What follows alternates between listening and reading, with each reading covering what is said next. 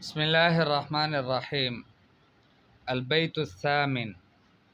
ورزقك ليس ينقصه التأني وليس يزيد في الرزق العناء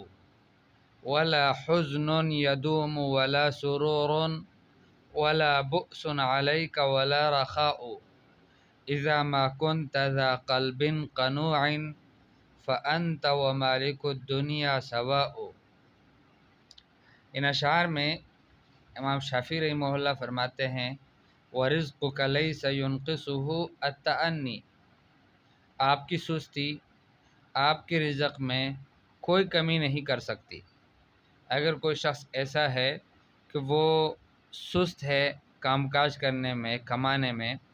تو اس کی وجہ سے اس کی رزق میں تو کم از کم فرق نہیں پڑتا، رزق تو اس کو پورا پورا ملے گا۔ وَلَيْسَ يَزِيدُ فِي الرِّزْقِ الْعَنَاءُ، ایک شخص ہے کہ جو بہت زیادہ اپنے آپ کو تھکانے والا ہے، خوب محنتی شخص ہے، تو اس کی محنت کی وجہ سے اس کے رزق میں اضافہ نہیں ہوتا، اس لیے کہ اللہ جل جلالہ نے ہر شخص کی روزی مقرر کر رکھی ہے۔ وَرِزْقُكَ لَيْسَ يُنْقِصُهُ التَّأَنِّي، آپ کا رزق لَيْسَ يُنْقِصُهُ، اس کو کم نہیں کرتا، التَّأَنِّي سستی اور کاہلی،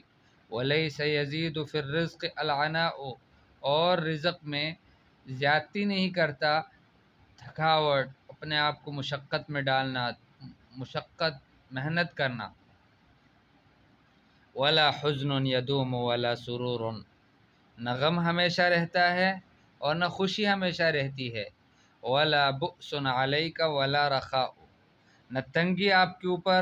مشکل حالات ہمیشہ رہیں گے، ولا رخاء، اور نہ اچھے حالات خوشحالی ہمیشہ رہے گی،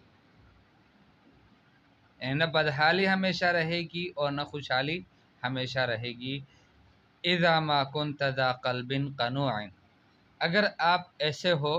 کہ آپ کو اللہ نے قناعت والے دل سے نوازا ہو، آپ ایک قانع دل والے شخص ہو، فأنت ومالک الدنیا سواء، تو پھر آپ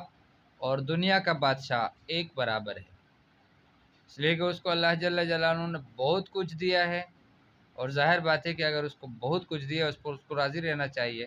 اسی طرح سے آپ کو اللہ نے اگر بہت کچھ نہیں دیا، جتنا دیا ہے اس پر آپ کو قناعت حاصل ہے، آپ کا دل مطمئن ہے، اس پہ اللہ سے خوش ہیں، تو پھر یہ اس کا مطلب یہ ہے کہ آپ اور ایک دنیا کا بادشاہ ایک برابر ہو گئے۔ وَرِزْقُكَ لَيْسَ يُنْقِصُهُ التَّأَنِّي وَلَيْسَ يَزِيدُ فِي الرِّزْقِ الْعَنَاءُ وَلَا حُزْنٌ يَدُومُ وَلَا سُرُورٌ وَلَا بُؤْسٌ عَلَيْكَ وَلَا رَخَاءُ إِذَا مَا كُنْتَ ذَا قَلْبٍ قَنُوعٍ فَأَنْتَ وَمَالِكُ الدُّنْيَا سَوَاءُ۔